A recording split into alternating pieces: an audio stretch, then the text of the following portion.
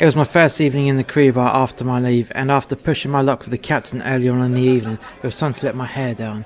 The crew bar was bustling with a flurry of activity. You had the shoppies out in force, as well as togs and youthies.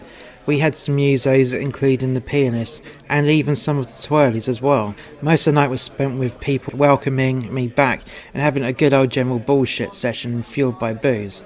I was steaming for most of the day, and now I was well on my way to annihilation. It was bliss. I walked into the smoking room, pulled out a cigarette and lit it. Not that I needed to light it, as the room was full of smoke anyways, and I could have just had my nicotine fixed just by breathing the air.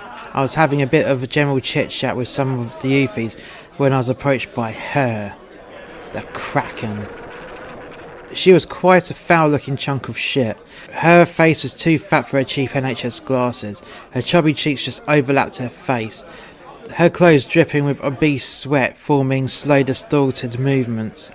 The deck even wobbled with every movement of her feet, and the deck was made of solid steel, so that was saying something. She looked me up and down and saw me in my show blacks, beer hanging from off my pager clip, and my cowboy hat slightly tilted upwards. She looked at my name badge and spat, "You're Paul Collis, aren't you?" I looked at her, and without taking my fag out my gob, I said, "That's what the name badge says. Who the fuck else would I be?" She spat once more with her tentacles pointed right at me. "My boss said that you have to stay away from every shoppie." Well, I was shocked. I didn't know this fat bitch, and on my first day back she thinks she can go and talk to me like that. No fucking way. I instantly said, "Well, you can tell your boss from me that can go fuck himself." I took a deep drag on my fag and exhaled directly into the fat wench's face. She snapped back with, "Well, my boss said that you will get fired if you talk to us, and I'm going to tell him and have you fired." It was time to take this drunk fat fuck down a few pegs. The whole smoking room was looking at me and probably knew my response even before I said it. "You shut your fat cunt mouth. Who the fuck do you think you are? Even if your boss had that much power, he couldn't get me to sack. You lot are concessions, even your boss. You don't even belong to the same fucking company.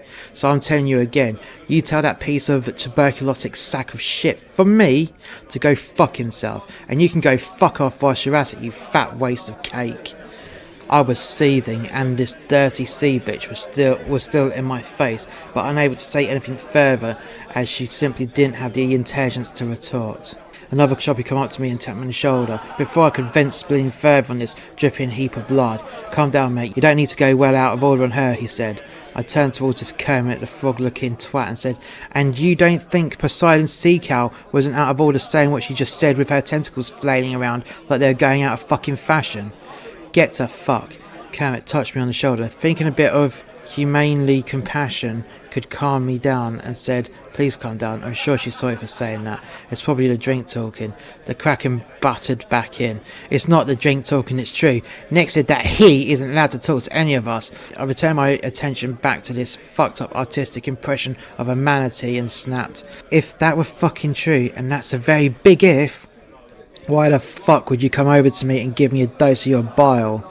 She didn't answer, so I interrupted the silence with, "Because you are a vile piece of shit and thought you would try and make a name for yourself. And that name is Cunt-Faced Platypus. Now fuck off." I dashed my largely unsmoked cigarette to the floor, stamped it out and walked towards the door, and turned back towards the disturbed, shaking Larderama and said, "Just bear this in mind. I've just come back, so if you don't readjust your fucking shit-stained attitude, it's going to be a long fucking contract for you, because sometimes I really know how to outdo myself." I had a dirty laugh. "I'll eat you for breakfast, lunch and dinner every day this contract if you don't change your fucking attitude. Just you see." I slammed the door behind me and had a round of applause from everyone in the main bar who heard the whole spat. This contract was going to get interesting.